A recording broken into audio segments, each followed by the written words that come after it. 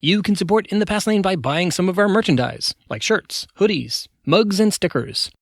Just go to our website, inthepastlane.com. Thanks.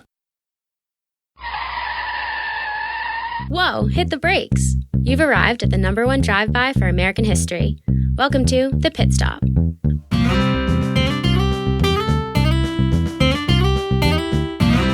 Brought to you by In the Past Lane, the podcast about history and why it matters. Here's Edward T. O'Donnell, your host and historian at large.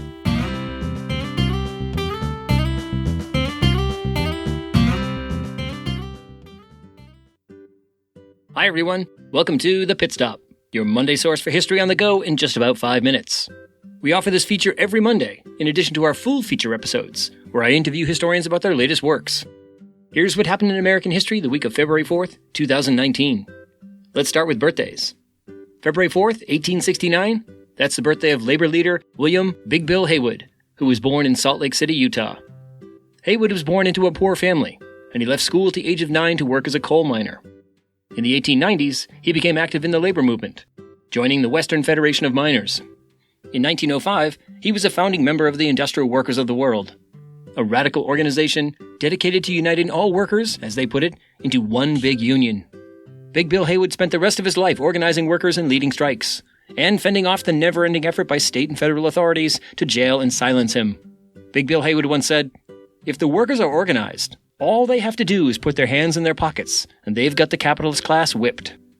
February 4th, 1913, civil rights leader Rosa Parks was born in Tuskegee, Alabama. Rosa Parks became famous in 1955, when she was told, as was the custom in the era of Jim Crow, to surrender her seat on a city bus to a white man. When Parks was arrested, the city's African-American community, led in part by an unknown 26-year-old preacher named Martin Luther King Jr., launched a boycott that lasted over a year, until a U.S. Supreme Court decision declared segregated buses unconstitutional. The most important thing to know about Rosa Parks is that she didn't make history by accident. She had been a civil rights activist for many years before 1955, and she intended to get arrested that day. Rosa Parks spent the rest of her life fighting for social justice. She once said, "I would like to be remembered as a person who wanted to be free, so other people would also be free." February 4th, 1921, feminist, writer, and women's rights activist Betty Friedan was born in Peoria, Illinois. Betty Friedan is best known for writing the classic feminist manifesto, The Feminine Mystique, published in 1963. Betty Friedan once wrote, arguing that women needed to cast off the shackles of conformity, quote, "Isn't it time to break the pattern by urging all these sleeping beauties to grow up and live their own lives?"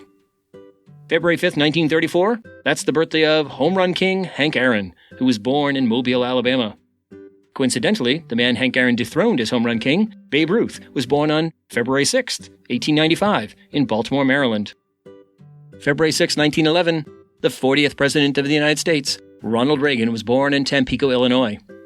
Another president was also born this week. February 9th, 1773, the 9th President of the United States, William Henry Harrison, was born in Charles City County, Virginia. Harrison's one claim to presidential fame is that he served only 30 days in office, dying just 1 month into his first term. Ronald Reagan, on the other hand, served 2 full terms and played a key role in winning the Cold War. Okay, let's turn to events. February 5th, 1917, women's rights activist and birth control advocate Margaret Sanger was jailed in New York City. The charge? Operating a women's health clinic that distributed birth control and information on family planning. Margaret Sanger remained defiant and determined, and a few years later, she founded Planned Parenthood. February 5th, 1937, from the department of It Seemed Like a Good Idea at the Time, President Franklin Delano Roosevelt announced his plan to expand the number of seats on the United States Supreme Court from 9 to 15. FDR, who had just won re-election by a wide margin, believed the American public would support his plan, which was designed to overcome a conservative majority on the court by adding liberal judges who would preserve his New Deal programs. Instead, the public saw what came to be called as the court-packing scheme as a power grab. The negative reaction was so intense, FDR soon withdrew the proposal. February 10, 1967, the 25th Amendment to the Constitution was ratified. Written in the wake of the JFK assassination, it clarified the order of presidential succession in the event that a president or vice president died in office. It also set up the legal process by which a president who was deemed unable to fulfill his duties could be removed from office. And fun fact, more has been written about this amendment in the last 2 years than in the previous 49 years of its existence. I'll leave it up to you to figure out why. Okay, time for the last word. Let's give it to Betty Friedan, who was born 98 years ago this week. Here are the opening lines from her landmark 1963 book, The Feminine Mystique.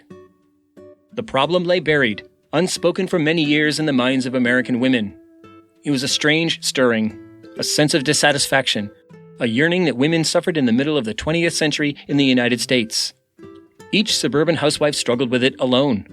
As she made the beds, shopped for groceries, matched slipcover material, ate peanut butter sandwiches with her children, chauffeured Cub Scouts and brownies, lay beside her husband at night, she was afraid to even ask of herself the silent question, is this all? Okay, people, that's your history fix for the week. Now put it in drive and go make your own history.